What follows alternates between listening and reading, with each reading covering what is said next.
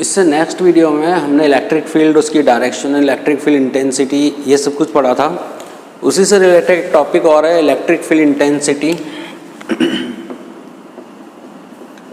Due to point charge. एक point charge की वजह से हमें इलेक्ट्रिक फील्ड इंटेंसिटी का फॉर्मूला चाहिए। एक फॉर्मूला हमारे पास आ चुका है, ई वेक्टर इक्वल्स, या नॉर्मल स्केलर फॉर्म में लिखूँ तो E equals to F by Q not.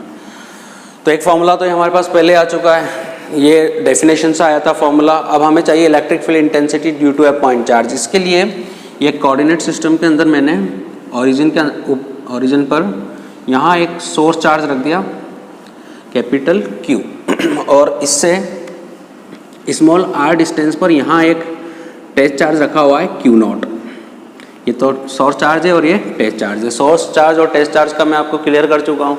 Source charge वो जो इलेक्ट्रिक फील्ड बनाएगा और जो मैग्नीट्यूड में बहुत ज़्यादा रहेगा। टेस्ट चार्ज वो जो उस इलेक्ट्रिक फील्ड के अंदर मूव करेगा, जो फोर्स एक्सपीरियंस करेगा, जो मैग्नीट्यूड में बहुत कम रहेगा। तो ये तो हमारा सोर्स चार्ज हो गया, ये हमारा टेस्ट चार्ज हो गया। और ये जो आर की डायरेक्शन है, इसको मैंने नेम दे दिया आर के। ठीक है, अब उसके बाद यहाँ पर ये जो चार्ज है, ये इस पर फोर्स लगाएगा और ये भी पॉजिटिव है, ये भी पॉजिटिव है, तो पॉजिटिव पॉजिटिव को रिपेल करेगा। तो ये इसको रिपेल करके फोर्स लगाएगा आउटवर्ड्स, मतलब अपने से दूर धकेलेगा। तो इसने इस पर फोर्स लगाया इस डायरेक्शन में, फोर्स ये भी लगाएगा इस पर ये सोर्स चार्ज है, मूव करेगा नहीं अपनी जगह से क्योंकि मैग्नीट्यूड में ज़्यादा है। तो मूव इसी को करना है, तो हम इसी की बात करते हैं कि कैपिटल Q चार्ज की वजह से जो इस पर फोर्स लगा है, तो force on Q0 charge due to capital Q charge. Test पर फोर्स फाइंड कर रहे हैं हम सोर्स की वजह से, और उसके लिए हमें फॉर्मूला है हमारे पास F का जो फॉर्मूला है। तो मैं यहाँ दो चार्ज के बिटवीन फोर्स की बात कर रहा हूँ, इस चार्ज की वजह से इस चार्ज पर फोर्स। तो हमारे पास दो फॉर्मूला आए थे। एक फॉर्मूला तो आया था फोर्स का Q नॉट E, जो मैंने इसी फॉर्मूला से बनाया था। एक आया था F equals to K Q1 Q2 by R square. तो ये फॉर्मूला हम तब यूज करते हैं जब हमें फोर्स इलेक्ट्रिक फील्ड की वजह से फाइंड करना हो, और ये टू चार्जेस के बिटवीन जब फोर्स फाइंड करना हो तो हम ये वाला फॉर्मूला यूज करते हैं। तो यहाँ देखिए आप, दो चार्ज हैं, एक और दो, तो ये दोनों चार्जेस हैं, इनके बिटवीन फोर्स फाइंड करना है। तो मैं वो वाला फॉर्मूला काम में लूँगा, K Q1 Q2 upon are square. तो एक चार्ज तो कैपिटल Q है, एक चार्ज Q नॉट है, उनके बीच का डिस्टेंस R, तो आर स्क्वायर हो गया। F का डायरेक्शन अगर बात करें हम वेक्टर फॉर्म में, अगर हम डेरिवेशन करना चाहते हैं तो वेक्टर फॉर्म के लिए मुझे यहाँ डायरेक्शन लिखनी पड़ेगी। तो जो F की डायरेक्शन है वो आर केप की डायरेक्शन में, वो डायग्राम में दिख ही रहा है, तो इसलिए मुझे यहाँ आर केप लिखना पड़ेगा। ये वेक्टर फॉर्म में हो गया ना। इलेक्ट्रिक फील्ड इंटेंसिटी का जो फॉर्मूला है E वेक्टर इक्वल्स टू, वो ये था, कंप्लीट फॉर्मूला ये था। लिमिट के साथ लिखना चाहें, जरूरी नहीं लिमिट के साथ लिखें, बस थोड़ा सा कंप्लीट ही पूरा डेरिवेशन कर रहे हैं हम, तो लिमिट के साथ ही लिख देता हूँ मैं। F vector by Q naught, यही फॉर्मूला था हमारे पास। अब हमारे पास F वेक्टर का फॉर्मूला है यहाँ पर, तो limit Q0 tends to 0। F vector का फॉर्मूला है K Q naught by R square R cap upon Q naught. ये तो हो गया इस फॉर्मूला में, ये तो F हो गया और ये Q नॉट हो गया, Q नॉट से Q नॉट कैंसिल हो गया। अब फॉर्मूला जो बना वो बनेगा E वेक्टर इक्वल्स टू, अब लिमिट नहीं रहेगी क्योंकि जिसकी लिमिट थी Q नॉट की वो तो कैंसिल ही हो गया। तो अब जो बचा, तो जब ये कैंसिल हो गया तो इसकी लिमिट लिखने से कोई मतलब ही नहीं है। तो अब जो फॉर्मूला बचा वो ये है K Q by R square R के। तो ये हमारे यहाँ पर फॉर्मूला आ गया, electric field intensity due to a point charge. अब यहाँ पर अगर आप ये चार्ज नेगेटिव लेते हो, जैसे सोर्स चार्ज हम पॉजिटिव भी ले सकते हैं, नेगेटिव भी ले सकते हैं। तो अब मैंने यहाँ पे सोर्स चार्ज नेगेटिव ले लिया।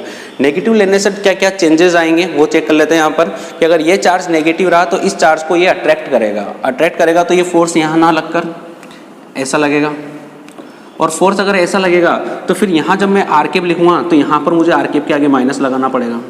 माइनस इसलिए लगाना पड़ेगा क्योंकि F जो है इस बार आर केप के अपोजिट डायरेक्शन में है। माइनस में बाहर निकाल लेता हूँ, तो minus K Q naught by R square R cap, ये यहाँ पर, फिर जब यहाँ वैल्यू लिखोगे तो यहाँ भी माइनस आएगा, यहाँ भी माइनस आएगा। तो अगर सोर्स चार्ज पॉजिटिव है तो पहले जो फॉर्मूला आया था बिना माइनस के वो वाला यूज करेंगे, और अगर सोर्स चार्ज नेगेटिव है तो ये यूज करेंगे।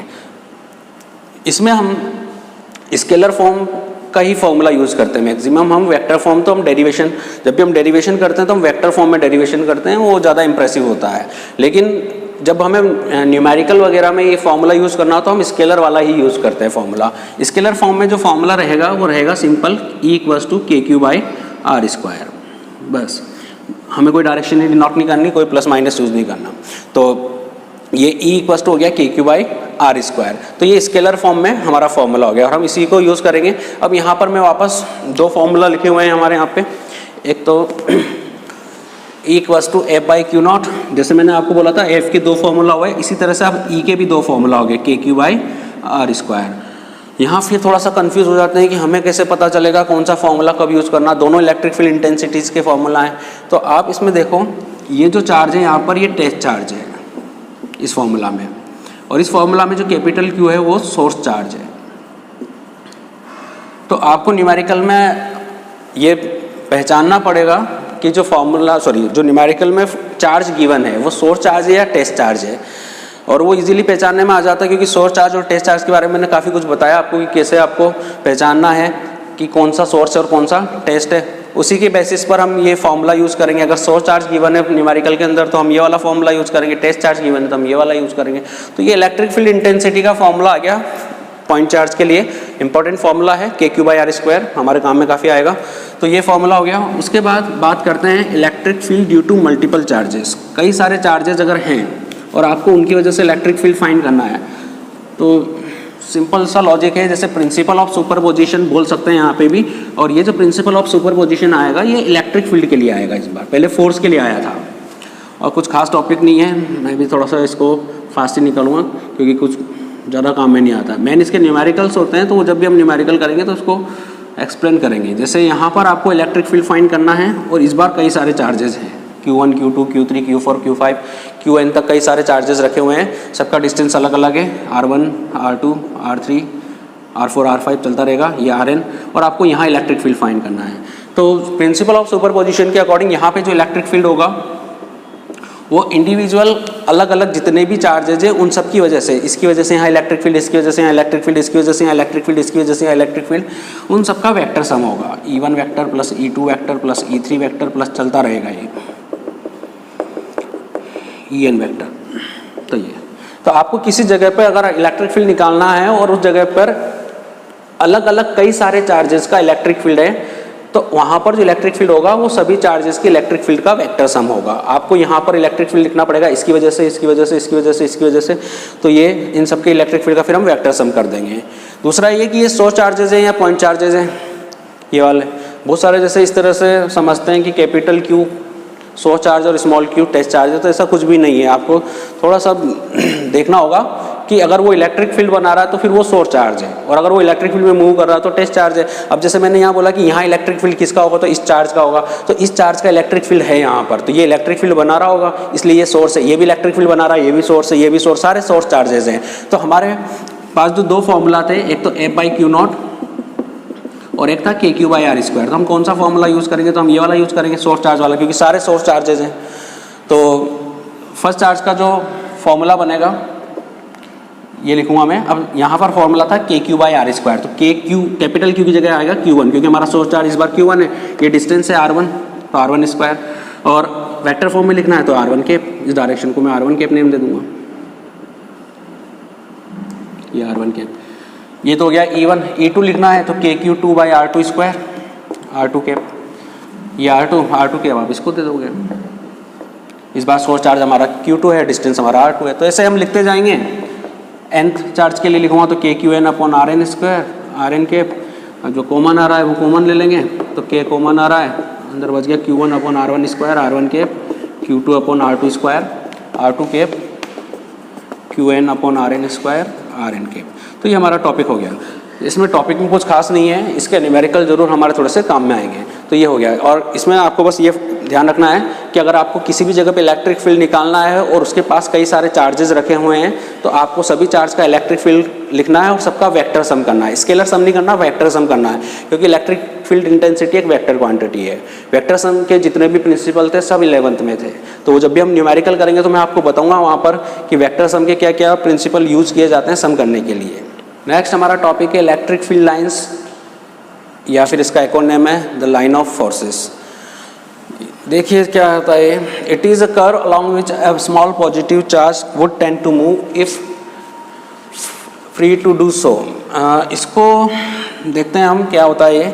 जैसे मैंने यहाँ पर एक सोर्स चार्ज रख दिया, ये सोर्स चार्ज रख दिया मैंने, पॉजिटिव है, और इसके पास मैंने यहाँ पर एक स्मॉल पॉजिटिव चार्ज रख दिया, स्मॉल q ये सोर्स हो गया, ये टेस्ट हो गया, और ये जो चार्ज मैंने यहाँ रखा है ये टेस्ट चार्ज, तो ये जो पॉजिटिव सोर्स चार्ज है ये इस टेस्ट चार्ज को रिपेल करेगा, दोनों में पॉजिटिव है तो रिपेल करेंगे, तो ये इसको रिपेल करेगा और रिपेल करके अपने से दूर भेजेगा। तो ये इस तरह से दूर जा रहा है, ये इस तरह से एज्यूम कर लिया मैंने कि इस पाथ को फॉलो करते हुए वो टेस्ट चार्ज इससे दूर गया है। अगर मैं उस टेस्ट चार्ज को यहाँ रखता तो भी वो दूर ही जाता। हाँ, पाथ इस बार ये नहीं होता, इस बार कुछ और पाथ फॉलो करता हुआ ऐसे दूर जाता, यहाँ रखता तो ऐसे दूर जाता, यहाँ रखता तो ऐसे दूर जाता, यहाँ रखता तो, क्योंकि टेस्ट चार्ज हमने पॉजिटिव लिया है तो पॉजिटिव से रिपेल होकर दूर ही जाएगा, और हर बार एक ही पाथ को फॉलो तो नहीं करेगा क्योंकि मैं अलग अलग लोकेशन पे रख रहा हूँ। तो अलग अलग लोकेशन पे रखने के बाद टेस्ट चार्ज ने एक पाथ फॉलो किया और उससे वो दूर चला गया। तो ये जो पाथ उसने फॉलो किया, इस पाथ को बोलते हैं हम इलेक्ट्रिक फील्ड लाइन। ये जो पाथ उसने फॉलो किया है इसको बोलते हैं हम इलेक्ट्रिक फील्ड लाइन। अब ये पाथ होता है इमेजनरी, क्योंकि इमेजनरी कैसे कि वो जो जिस पाथ को फॉलो कर रहा है, ऐसा तो है ही नहीं कि वो बनाता हुआ चलेगा उसको, वो जैसे ये चार्ज यूँ जा रहा है, अब यहाँ पे आपको पाथ नज़र तो आ नहीं रहा होगा, तो ऐसे यहाँ पर बस हमने ये जो पाथ है इसको बोल दें कि ये इलेक्ट्रिक फील्ड लाइन है।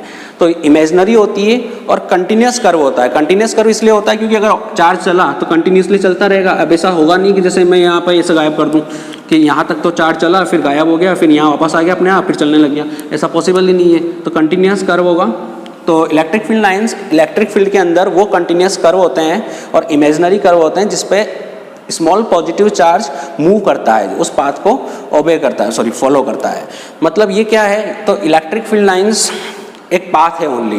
जैसे मैंने यहाँ चार्ज रख दिया, अब यहाँ में अगर ये तो सोर्स चार्ज हो गया मेरा, यहाँ टेस्ट चार्ज रखूँगा पॉजिटिव, तो वो ऐसे इससे दूर जाएगा, ऐसे दूर जाएगा, ऐसे दूर जाएगा, ऐसे दूर जाएगा, ऐसे दूर जाएगा। तो वो जिस पाथ को फॉलो करता हुआ दूर जा रहा है उन पाथ को हमने इलेक्ट्रिक फील्ड लाइंस बोल दिया। अब आपको दिखाई तो दे नहीं रही होगी, तो इमेजनरी लाइन्स हैं, कंटिन्यूस होगी क्योंकि कंटिन्यू मूव करेगा वो, रुक रुक कर, जैसे कहीं गायब हो जाए कि ऐसा गायब हो गया तो ये पॉसिबल नहीं है। यहाँ तक चार्ज आया फिर गायब हो गया, यहाँ पर चार्ज वापस अपने आप आ गया फिर चलने लग गया, तो ऐसा पॉसिबल नहीं है। तो इलेक्ट्रिक फील्ड लाइंस यहाँ हमने जो डिफाइन की है वो यही है कि वो जिस पाथ को फॉलो करता है उसी पाथ को हम बोलते हैं इलेक्ट्रिक फील्ड लाइंस। इमेजनरी होती है, कंटिन्यूस कर्व होता है। दूसरा जैसे कि अगर मैंने सोर्स चार्ज यहाँ पर पॉजिटिव लिया तो जो चार्ज मूव करा वो ऐसे जा रहा था, ऐसे, मतलब इससे आउटवर्ड्स डायरेक्शन में जा रहा है या इनवर्स डायरेक्शन में जा रहा है, तो इसका आंसर है कि वो आउटवर्ड डायरेक्शन में जा रहा है। तो यहाँ पर हमें एक कॉन्सेप्ट और मिल गया कि जो पॉजिटिव चार्ज होता है, ये पॉजिटिव चार्ज, इसकी इलेक्ट्रिक फील्ड लाइंस आउटवर्ड्स होती है, इसके इलेक्ट्रिक फील्ड लाइंस आउटवर्ड्स होती है। तो पॉजिटिव चार्ज की इलेक्ट्रिक फील्ड लाइन आउटवर्ड्स होती है। दूसरा, फील्ड लाइंस हमारा क्या काम में आएगी, तो फील्ड लाइंस डिनोट करती है इलेक्ट्रिक फील्ड को। ये जो जैसे मैं कहीं पे भी ये इलेक्ट्रिक फील्ड लाइन बना दी मैंने, तो इसका जो इसकी जो लेंथ है वो तो इलेक्ट्रिक फील्ड के मैग्नीट्यूड को डिनोट करती है, और इसका जो एरो है वो इलेक्ट्रिक फील्ड की डायरेक्शन को डिनोट करता है कि इलेक्ट्रिक फील्ड इस डायरेक्शन में, जैसे हमने यहाँ बताया तो यहाँ इलेक्ट्रिक फील्ड यूँ है, ऐसा है, इस डायरेक्शन में, इस डायरेक्शन में। तो इलेक्ट्रिक फील्ड लाइंस डिनोट करती है इलेक्ट्रिक फील्ड इंटेंसिटी को, इलेक्ट्रिक फील्ड की डायरेक्शन क्या है और उसका मैग्नीट्यूड कितना है। फैराडे ने बताया था इसके बारे में। नेक्स्ट, जैसे हमने यहाँ देखा कि पॉजिटिव चार्ज की जो फील्ड लाइंस होती है वो आउटवर्ड्स होती है। आपको ध्यान हो तो पॉजिटिव चार्ज का इलेक्ट्रिक फील्ड भी आउटवर्ड्स ही होता था, और इलेक्ट्रिक फील्ड लाइंस क्या कर रही है, इलेक्ट्रिक फील्ड को ही डिनोट कर रही है। तो इलेक्ट्रिक फील्ड लाइंस आउटवर्ड्स जा रही है, इसका मतलब इलेक्ट्रिक फील्ड भी आउटवर्ड्स है, और हमने ये पहले पढ़ रखा है कि पॉजिटिव चार्ज का इलेक्ट्रिक फील्ड आउटवर्ड्स होता है। अब अगर सोर्स चार्ज नेगेटिव है, ये सोर्स चार्ज नेगेटिव है, अब इसके पास में अगर पॉजिटिव चार्ज रखूं, क्योंकि डेफिनेशन में पॉजिटिव चार्ज का ही बोला, अलॉन्ग विच ए स्मॉल पॉजिटिव चार्ज, ये टेस्ट चार्ज है जो मूव कर रहा है, तो ये चार्ज आपको पॉजिटिव ही लेना है। सोर्स चार्ज जरूर आप पॉजिटिव नेगेटिव दोनों ले सकते हैं, तो मैंने अब नेगेटिव ले लिया। अब ये पॉजिटिव चार्ज है, ये नेगेटिव चार्ज है, तो नेगेटिव पॉजिटिव को अट्रैक्ट करेगा, तो ये इस पाथ को फॉलो करता हुआ इसके पास आएगा। अगर मैं यहाँ रखूँगा पॉजिटिव चार्ज तो ये ऐसे आएगा, यहाँ रखूँगा तो ऐसे आएगा, यहाँ रखूँगा तो ऐसे आएगा, यहाँ रखूँगा तो ऐसे जाएगा, यहाँ रखूँगा तो ऐसे जाएगा, यहाँ रखूँगा तो ऐसे जाएगा, ऐसे जाएगा। तो यहाँ से ये पता चलता है कि अगर सोर्स चार्ज नेगेटिव है तो उसकी इलेक्ट्रिक फील्ड लाइन कैसी होगी, तो वो यहाँ पे दिखाई दे रही है हमें कि उसकी इलेक्ट्रिक फील्ड लाइंस इन्वर्स होगी, अंदर आएगी इस तरह से। और हमें ये भी पता है कि नेगेटिव चार्ज का इलेक्ट्रिक फील्ड इन्वर्स होता है, तो नेगेटिव सोर्स चार्ज की इलेक्ट्रिक फील्ड लाइंस अंदर की तरफ आती है इस तरह से, पॉजिटिव चार्ज की इलेक्ट्रिक फील्ड लाइंस बाहर की तरफ जाती है। वापस जैसे हमने वहाँ पे बात करी थी कि अगर पॉजिटिव नेगेटिव दोनों ही हैं, अब जैसे यहाँ तो सिंगल पॉजिटिव था, सिंगल नेगेटिव था, तो अगर पॉजिटिव नेगेटिव दोनों ही हैं, जैसे यहाँ बना रहा हूँ मैं, ये पॉजिटिव चार्ज, ये भी सोर्स चार्ज है, ये नेगेटिव चार्ज, ये भी सोर्स चार्ज है। अब अगर मैं यहाँ पर ये स्मॉल पॉजिटिव चार्ज को मैंने छोड़ दिया यहाँ पर, तो अब ये कहाँ जाएगा, तो ये पॉजिटिव से पॉजिटिव रिपेल होके, मतलब ये इससे रिपेल होके इससे तो दूर जाएगा, और ये इससे अट्रैक्ट होगा क्योंकि माइनस प्लस को अट्रैक्ट करेगा, तो तो ये इस पाथ को ओबे करता हुआ, फॉलो करता हुआ ऐसे चला जाएगा। तो ये इलेक्ट्रिक फील्ड लाइन बन गई, इधर की तरफ जा रही है। अगर यहाँ रखूँगा तो ये पॉजिटिव पॉजिटिव को रिपेल करेगा, ये ऐसा जाएगा। इसने इसको, जैसे यहाँ क्यू नॉट रख दिया मैंने, तो इसने इसको रिपेल किया और ये अट्रैक्ट कर रहा है, तो ये इससे तो दूर भागेगा, इसके पास आएगा तो ऐसे आएगा। यहाँ रखूँगा तो ऐसे आएगा। अब मैं यहाँ पर फील्ड लाइंस बनाता जाता हूँ, ये ऐसे कई सारी फील्ड लाइंस बन जाएगी, ऐसे निकलती रहेगी यहाँ से पॉजिटिव चार्ज से तो, और नेगेटिव चार्ज पे एंटर होती रहेगी। ये नेगेटिव चार्ज पे एंटर होती है। तो ये पॉजिटिव और नेगेटिव की फील्ड लाइंस बना दी हमने कि इलेक्ट्रिक फील्ड लाइन पॉजिटिव से तो निकल रही है और कहाँ जा रही है, नेगेटिव। और हमने इलेक्ट्रिक फील्ड के लिए भी यही पढ़ा था कि electric field plus two minus होता है, तो यहाँ पे भी वही हो रहा है कि electric field line positive to negative जा रही है। तो यहाँ हमने कुछ बातें करी कि पॉजिटिव चार्ज की इलेक्ट्रिक फील्ड लाइन्स आउटवर्ड से निकलेगी, बाहर की तरफ निकलेगी, नेगेटिव की इनवर्स आएगी, और अगर पॉजिटिव नेगेटिव दोनों ही हैं तो फिर फील्ड लाइन्स पॉजिटिव से नेगेटिव की तरफ जाएगी। और ऐसे यहाँ पे, अच्छा यहाँ पर एक बात आती है कि पॉजिटिव की फील्ड लाइन्स निकलती तो पॉजिटिव चार्ज से, पर कहाँ तक जाती है, तो फिर उसका आंसर हम देते हैं कि इनफाइनाइट तक जाती है, क्योंकि जितना ज़्यादा ये मैग्नीट्यूड होगा उतना ज़्यादा चार्ज दूर भागेगा। तो फिर उसकी जो मैक्सिमम रेंज होगी वो गिवन वो देंगे हम। और जो पॉजिटिव चार्ज की फील्ड लाइन है पॉजिटिव चार्ज से निकल के इनफाइनाइट तक जाती है। जैसे अब यहाँ नेगेटिव पे फील्ड लाइंस आ रही है, तो कहाँ से आ रही है, तो उसका आंसर देंगे हम नेगेटिव से। पर single positive single negative charge होना जरूरी है। जैसे ये सिंगल पॉजिटिव, तो सिंगल पॉजिटिव की फील्ड लाइन चार्ज से निकलकर इनफाइनाइट तक जाती है। नेगेटिव सिंगल चार्ज है, इस पर फील्ड लाइंस इनफाइनाइट से आती है और यहाँ तक आती है। लेकिन पॉजिटिव नेगेटिव अगर दोनों ही है, फिर तो हमारे पास आंसर है कि कहाँ से निकलकर कहाँ जाती है, तो प्लस से निकल के माइनस में जाती है। अब अगर दोनों ही चार्ज पॉजिटिव हैं या दोनों ही चार्ज नेगेटिव हो, तो फिर क्या होगा, उसकी भी बात कर लेते हैं। जैसे ये पॉजिटिव चार्ज है, ये भी पॉजिटिव चार्ज है। अब यहाँ पर मैं एक टेस्ट चार्ज छोड़ूंगा Q0। अब यहाँ पर ये पॉजिटिव पॉजिटिव को रिपेल करेगा और ये पॉजिटिव इसको रिपेल करेगा, तो ये तो अपने से दूर धकेलेगा इसको और ये पास आने नहीं देगा। अब ये चार्ज ऐसे मूव करेगा, ये आएगा तो इससे दूर, क्योंकि अभी ये इसके पास है, यहाँ रखा हुआ है, तो इसके पास है तो इसका इफेक्ट ज़्यादा रहेगा, इसका इफेक्ट कम रहेगा वहाँ पर। तो ये अभी तो इसकी चलेगी, ये अपना चलाएगा, मतलब अपना ज़्यादा फोर्स लगा के उसको रिपेल करेगा। अब जैसे जैसे ये यूँ आएगा तो ये आने नहीं देगा, तो वो ऐसे मूव कर जाएगा। ऐसे यहाँ रखूँगा तो ऐसे मूव कर जाएगा। अगर मान लो मैं टेस्ट चार्ज को यहाँ रखता हूँ तो वो ऐसे मूव कर जाएगा, ऐसे मूव कर जाएगा। तो ये दो पॉजिटिव चार्ज की फील्ड लाइंस बने हमने इस तरह से। ये ऐसे दूर जाती हुई, और बीच में कहीं ना कहीं एक पॉइंट ऐसा भी आएगा जहां पर इलेक्ट्रिक फील्ड होगा जीरो। यहाँ पर कहीं ना कहीं एक ऐसा पॉइंट आएगा जहाँ पे इलेक्ट्रिक फील्ड होगा जीरो, क्योंकि इस एरिया में इसका इफेक्ट ज़्यादा रहेगा, इस एरिया में इसका इफेक्ट ज़्यादा रहेगा, और बीच में एक पॉइंट ऐसा आएगा जहाँ दोनों का इफेक्ट इक्वल रहेगा। क्योंकि यहाँ पर अगर मैं बात करूँ, जैसे यहाँ मैं अगर टेस्ट चार्ज रख देता हूँ, तो यहाँ इस टेस्ट चार्ज पर ये भी फोर्स लगाएगा और ये भी फोर्स लगाएगा, और अगर ये दोनों मैग्नीट्यूड में इक्वल है तो बिल्कुल सेंटर में ऐसा होगा कि इस पे जो फोर्स लगेगा इसकी वजह से वो लगेगा नीचे, और इसकी वजह से इस पे जो फोर्स लगेगा वो लगेगा ऊपर, और दोनों इक्वल हो जाएंगे, तो इलेक्ट्रिक फील्ड यहाँ पर जीरो हो जाएगा। इसको बोलते हैं नल पॉइंट। इसका क्या अब न्यूमेरिकल भी करेंगे, फोर्स के भी न्यूमेरिकल करना है, हमें इलेक्ट्रिक फील्ड के भी करना है, तो वहाँ हम इसी टाइप के न्यूमेरिकल करेंगे कि दो चार्ज के बीच में हमें वो पॉइंट फाइंड करना होगा जहाँ इलेक्ट्रिक फील्ड जीरो होगा या जहाँ उस पर रिजल्टेंट फोर्स जीरो होगा। तो वहाँ हम फाइंड करते भी हैं न्यूमेरिकल के अंदर कि कहाँ पर वो पॉइंट मिलेगा हमें, और ज़रूरी नहीं कि ये दोनों चार्ज हम इक्वल लें, वहाँ अलग अलग मैग्नीट्यूड के चार्जेस भी हो सकते हैं।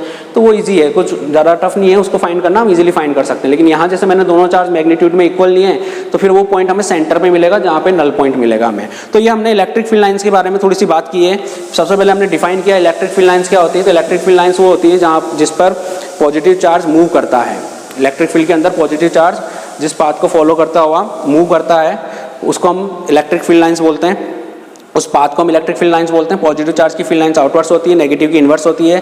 Positive to negative field lines move करती है। उसके बाद अगर दोनों ही पॉजिटिव है तो फील्ड लाइन्स इस तरह से बनेगी। इसके बाद हम बात करते हैं फील्ड लाइन्स की कुछ प्रॉपर्टीज़ के बारे में। तो कुछ प्रॉपर्टीज़ में हम कुछ प्रॉपर्टीज़ के अंदर हम ये एक दो प्रॉपर्टी तो देख भी चुके हैं कि फील्ड लाइन्स कहाँ से बनती है, कहाँ निकलती है। प्लस से निकलती है, माइनस पे जाती है। इलेक्ट्रिक फील्ड भी होता है प्लस से माइनस की तरफ होता है, और फील्ड लाइन भी positive charge to negative charge move करती है।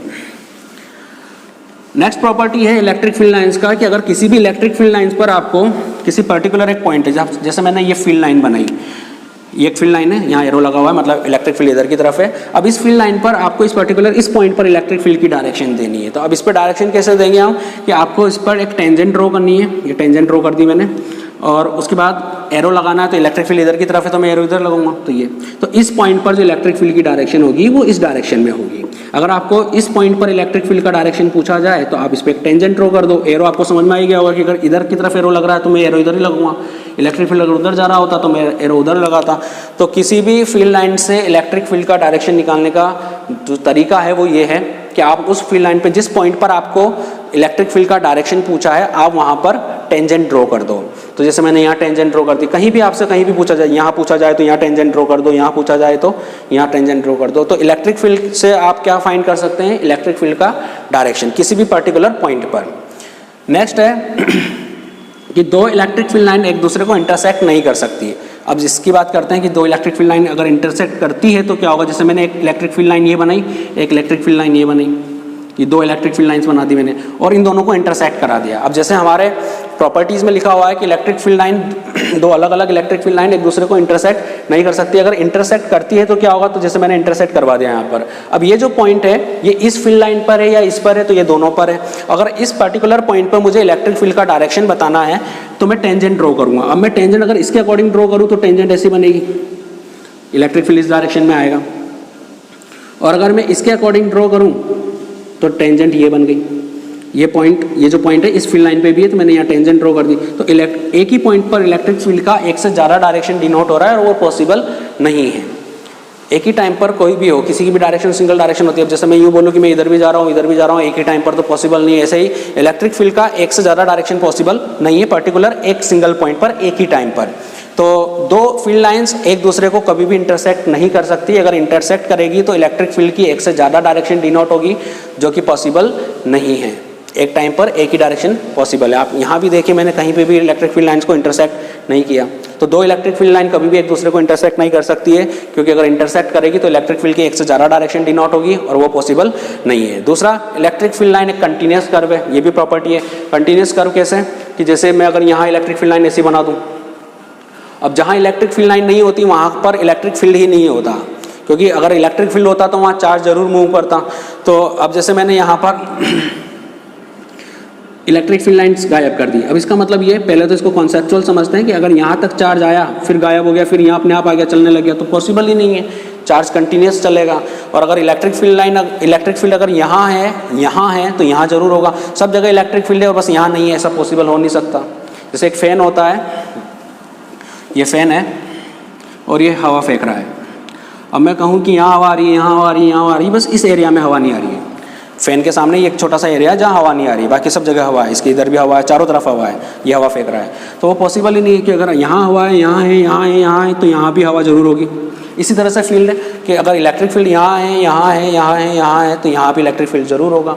तो electric field line continuous curve होती है, अचानक ये टूट नहीं सकती है, ब्रेक्स नहीं आते हैं इसमें। कंटिन्यूस कर्व होता है, इलेक्ट्रिक फील्ड लाइन में ब्रेक नहीं आते हैं। तो ये एक प्रॉपर्टी हमारा ये हो गया। नेक्स्ट प्रॉपर्टी है हमारा कि जो इलेक्ट्रिक फील्ड लाइन्स है वो क्लोज लूप नहीं बनाती। क्लोज लूप का मतलब, जैसे अगर मैं एक इलेक्ट्रिक फील्ड लाइन ऐसी बनाऊँ, ये ऐसी, तो ये पॉसिबल नहीं है। अब क्यों पॉसिबल नहीं है, इलेक्ट्रिक फील्ड लाइन का जो डेफिनेशन वो ये है कि जो क्यू नॉट होता है टेस्ट चार्ज, वो जिस पाथ को फॉलो करता है उस पाथ को हम इलेक्ट्रिक फील्ड लाइन बोलते हैं। अब अगर ये इस क्यू नॉट की हम बात करें तो ये क्यू नॉट इस पाथ को फॉलो करता हुआ जाएगा, ये से जाएगा।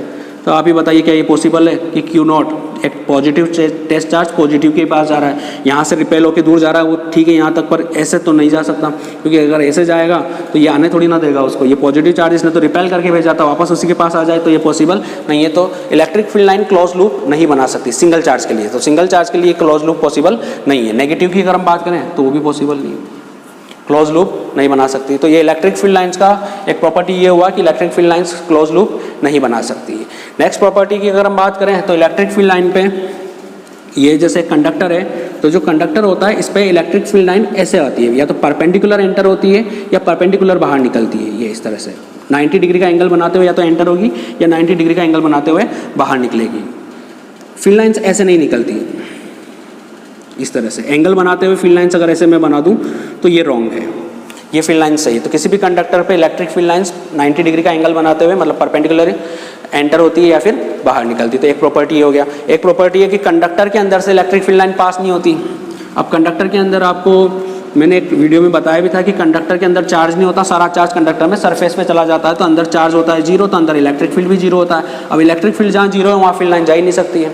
ये फील्ड लाइन्स का कॉन्सेप्ट ही यही है कि अगर कहीं पे इलेक्ट्रिक फील्ड लाइन है मतलब वहाँ इलेक्ट्रिक फील्ड है, और कहीं इलेक्ट्रिक फील्ड लाइन, अगर कहीं पे इलेक्ट्रिक फील्ड नहीं है तो वहाँ पर फील्ड लाइन भी नहीं होगी। तो इलेक्ट्रिक फील्ड और इलेक्ट्रिक फील्ड लाइन दोनों एक दूसरे से कनेक्टेड है। जैसे अगर यहाँ इलेक्ट्रिक फील्ड लाइन पास हो रही है, इसका मतलब यहाँ इलेक्ट्रिक फील्ड है, और अगर इलेक्ट्रिक फील्ड लाइन पास नहीं हो रही है तो इलेक्ट्रिक फील्ड नहीं होगा। अब जैसे यहाँ पर ये बना रखा मैंने, अच्छा यहाँ पर ये मैंने ऐसे ब्रेक नहीं दे रखे हैं, ये कंप्लीट आप बनाते रहो ऐसे बैठे बैठे बनाते रहेंगे इसको। तो अब कंडक्टर के अंदर से इलेक्ट्रिक फील्ड लाइंस पास नहीं होती क्योंकि वहाँ पर इलेक्ट्रिक फील्ड होता ही नहीं है, इलेक्ट्रिक फील्ड जीरो होता है, तो इस वजह से कंडक्टर के अंदर से इलेक्ट्रिक फील्ड लाइन पास नहीं होती। नेक्स्ट प्रॉपर्टी है कि अगर दो इलेक्ट्रिक फील्ड लाइंस आपको ऐसी नजर आए, दो अलग अलग चार्जेस की फील्ड लाइन से ये, और दोनों एक दूसरे के पास आती हुई अट्रैक्ट होती हुई नजर आती है, इसका मतलब ये कि ये फील्ड लाइंस ये डिनोट कर रही है कि अनलाइक चार्जेस जो होते हैं वो एक दूसरे को अट्रैक्ट करते हैं, क्योंकि इनकी फील्ड लाइंस भी एक दूसरे से अट्रैक्ट हो रही है। तो हो सकता है ये पॉजिटिव की ये नेगेटिव की हो सकता है ये नेगेटिव की ये पॉजिटिव की हो। तो अगर दो फील्ड लाइन्स एक दूसरे के पास आती है, अट्रैक्ट होती है, इसका मीनिंग ये होता है कि अनलाइक चार्जेस अट्रैक्ट होते हैं। और अगर दो फील्ड लाइन्स एक दूसरे को रिपेल करती है इस तरह से, ये ऐसा फोर्स लगा इन्होंने कि ये एक दूसरे से ही रिपेल हो रही है, दूर जा रही है, इसका मतलब ये दोनों सेम चार्ज की फील्ड लाइन्स है। ये पॉजिटिव की है तो ये भी पॉजिटिव की, ये नेगेटिव की है तो ये भी नेगेटिव की है। हो सकता है दोनों पॉजिटिव की, हो सकता है दोनों नेगेटिव की, तो दोनों एक दूसरे को रिपेल करके दूर जा रही है। तो ये फील्ड लाइन्स ये डिनोट कर रही है कि जो लाइक चार्जेस होते हैं वो एक दूसरे को रिपेल करते हैं और अनलाइक चार्ज एक दूसरे को अट्रैक्ट करते हैं। तो दोनों के बारे में हमने ये बात कही। अब उसके बाद इलेक्ट्रिक फील्ड लाइन का एक प्रॉपर्टी ये है कि अगर इलेक्ट्रिक फील्ड लाइन्स इस तरह से है, इक्वली स्पेस्ड हैं और पैरेलल है, ये इक्वली स्पेस्ड है और पैरेलल है, तो ऐसा जो फील्ड लाइंस का जो पैटर्न होता है वो डिनोट करता है यूनिफॉर्म इलेक्ट्रिक फील्ड को। यूनिफॉर्म इलेक्ट्रिक फील्ड, यूनिफॉर्म का मीनिंग होता है एक जैसा, सब जगह जो फील्ड रहेगा वो एक जैसा रहेगा। ऐसा अगर मैं हम कहीं पे भी फील्ड लाइंस बनाते हैं तो हम काफ़ी बार बनाएंगे, तो इसका मीनिंग ये होता है कि हर जगह इलेक्ट्रिक फील्ड इंटेंसिटी का वैल्यू इक्वल है, जितना यहाँ है उतना यहाँ है उतना यहाँ है उतना, कहीं पे भी आप ले लो हर जगह इलेक्ट्रिक फील्ड इंटेंसिटी सेम रहेगा। और अगर इस तरह से बनाता हूँ मैं, इस तरह से ये, तो यहाँ फील्ड लाइंस आपको पास पास नज़र आ रही होगी, तो ये डिनोट करती है कि यहाँ इलेक्ट्रिक फील्ड स्ट्रॉन्ग है, स्ट्रॉन्ग इलेक्ट्रिक फील्ड। और यहाँ आपको फील्ड लाइंस दूर दूर नज़र आ रही होगी, तो ये डिनोट कर रहा है कि यहाँ पे इलेक्ट्रिक फील्ड वीक है, तो वीक इलेक्ट्रिक फील्ड। तो स्ट्रॉन्ग और वीक इलेक्ट्रिक फील्ड की बात हमने यहाँ करी। अगर फील्ड लाइंस आपको पास पास नजर आए तो वो स्ट्रॉन्ग इलेक्ट्रिक फील्ड को डिनोट करती है, और अगर फील्ड लाइंस आपको दूर दूर नजर आए तो वो वीक इलेक्ट्रिक फील्ड को डिनोट करती है। तो ये हमने फील्ड लाइंस के बारे में कुछ बात करी, यहाँ पर हमने उसकी डेफिनेशन देखी, उसकी सारी प्रॉपर्टीज़ देखी है हमने, ठीक है। तो ये इलेक्ट्रिक फील्ड लाइन और इम्पॉर्टेंट टॉपिक है, कई बार RBSc में क्वेश्चन आया है इस पे से, कि कई बार इसकी डेफिनेशन पूछी गई है, कई बार ऐसे बोल देते हैं कि 2-3 प्रॉपर्टीज़ लिखो, कई बार प्रॉपर्टीज़ से क्वेश्चन आ जाता है। जैसे एक क्वेश्चन हमने बोला था कि दो फील्ड लाइन्स एक दूसरे को इंटरसेक्ट कर सकती है या नहीं कर सकती, तो उसका आंसर उसी में प्रॉपर्टी में लिखा हुआ है कि नहीं कर सकती। क्या फील्ड लाइन्स कंटिन्यूस कर्व होती है, ब्रेक हो सकती है, तो उसका आंसर लिख रखा हमने। क्या ये क्लोज लूप बनाती है, तो नहीं बनाती। तो हमने सारे जो इसके क्वेश्चन है वो देख लिए। कई बार फील्ड लाइन्स की भी पूछ लेते हैं कि क्या ये फील्ड लाइन सही है, जैसे इसका कई बार क्वेश्चन ऐसे भी आ जाता है, ये पॉजिटिव चार्ज है, ये पॉजिटिव चार्ज है, ये फील्ड लाइंस बना रखी है ऐसी, ये तो क्या ये सही है, तो ये गलत है कि पॉजिटिव से पॉजिटिव फील्ड लाइन जाती नहीं है, पॉजिटिव से नेगेटिव जाती है। हाँ, अगर यहाँ माइनस होता तो मैं बोल देता कि ये फील्ड लाइन सही है, लेकिन अगर यहाँ प्लस है तो ये गलत है। कई बार ऐसे क्वेश्चन पूछ लेते हैं, क्या ये फील्ड लाइन सही है, तो गलत है, दो फील्ड लाइन एक दूसरे को इंटरसेक्ट नहीं कर सकती। तो इलेक्ट्रिक फील्ड लाइन्स के ऊपर कई सारे क्वेश्चन बनते हैं। नेक्स्ट टॉपिक है अपना इलेक्ट्रिक डाइपोल। इलेक्ट्रिक डाइपोल क्या होता है उसकी बात करते हैं हम। Electric dipole,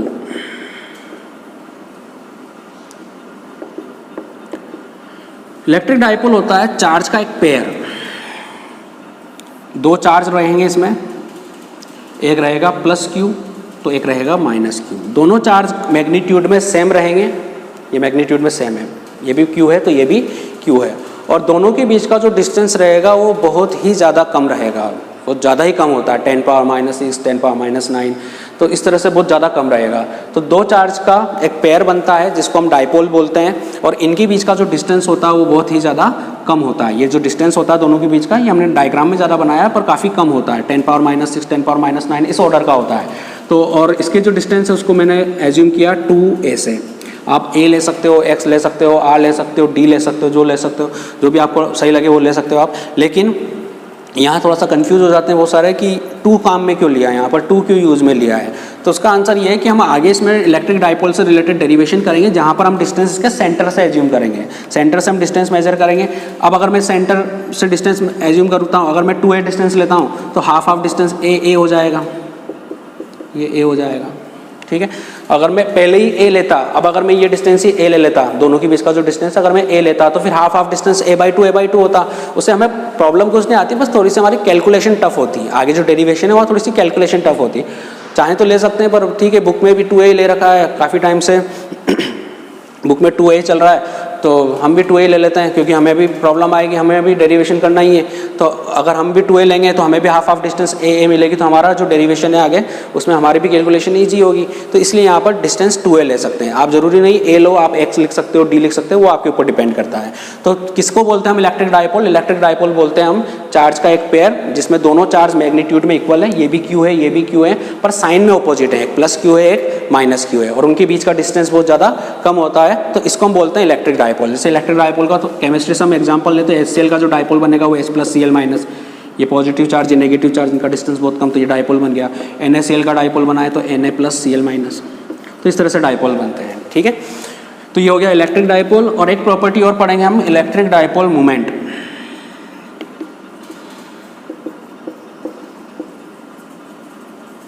electric dipole moment को डिनोट करते हैं P से, और इसका फॉर्मूला होता है कि जो डाइपोल के अंदर चार्ज है इनका मैग्नीट्यूड, किसी भी एक चार्ज का मैग्नीट्यूड तो दोनों का इक्वल ही है Q, तो मैंने Q ले लिया, और इनके बीच का जो डिस्टेंस है वो उनको मल्टीप्लाई कर दो तो इलेक्ट्रिक डाइपोल मोमेंट बन जाएगा। दोनों चार्ज में से किसी भी एक चार्ज का मैग्नीट्यूड, तो दोनों का मैग्नीट्यूड सेम था Q, और उनके बीच का जो डिस्टेंस है वो हमने 2a एज्यूम किया था, तो इलेक्ट्रिक डाइपोल मोमेंट बोलते हैं Q × 2a को। वेक्टर क्वांटिटी है, ये क्वांटिटी वेक्टर है, तो हमें इसका डायरेक्शन बताना पड़ेगा। तो इसका डायरेक्शन होता है -2 प्लस फिजिक्स के अंदर वेक्टर क्वांटिटी है। डाइपोल मोमेंट काफ़ी यूज़ में लेंगे हम इस चैप्टर में अभी। तो डाइपोल मोमेंट को P से डिनोट करते हैं, फॉर्मूला हो गया Q × 2a, आप नॉर्मली 2qa लिख सकते हो, कोई दिक्कत नहीं है। वेक्टर क्वांटिटी है तो हमें डायरेक्शन बताना पड़ेगा, और फिजिक्स में इसका डायरेक्शन होता है माइनस से प्लस। केमिस्ट्री में भी ये टॉपिक सेम है, और केमिस्ट्री में इसका डायरेक्शन +2 लेते हैं, पर यहाँ फिजिक्स में इसको ऑपोजिट डायरेक्शन लिया गया है -2 क्योंकि हमारे पास +2 पहले इलेक्ट्रिक फील्ड का डायरेक्शन है, तो फिर हमें बहुत ज़्यादा कन्फ्यूजन हो जाएगा। तो इलेक्ट्रिक डाइपोल मूवमेंट का जो डायरेक्शन होता है वो -2 होता है। दूसरा क्या काम करता है, तो ये इस डाइपोल की स्ट्रेंथ बताता है कि कितना स्ट्रेंथ है इसका डाइपोल का, क्योंकि चार्ज है, इलेक्ट्रिक फील्ड बनाएंगे, दोनों सोर्स चार्ज है, टेस्ट चार्ज दोनों ही नहीं है, तो सोर्स चार्ज है, दोनों इलेक्ट्रिक फील्ड बनाएंगे, तो ये इसके स्ट्रेंथ को बताता है। तो इलेक्ट्रिक डाइपोल मोमेंट डाइपोल की स्ट्रेंथ बताता है। फॉर्मूला हो गया Q × 2a, 2qa, डायरेक्शन होती है -2 ये थोड़ा हमें याद रखना पड़ेगा, क्योंकि अगला जो हमारे 2 टॉपिक आएंगे, एक तो हम इक्वाटोरियल लाइन पर इलेक्ट्रिक फील्ड का डायरेक्शन फाइंड करेंगे डाइपोल की वजह से, डाइपोल ही चलेगा वो हमारे आगे, और एक हम एक्सियल लाइन पर फाइंड करेंगे। तो हमें अब डाइपोल से रिलेटेड ही आगे पढ़ना है।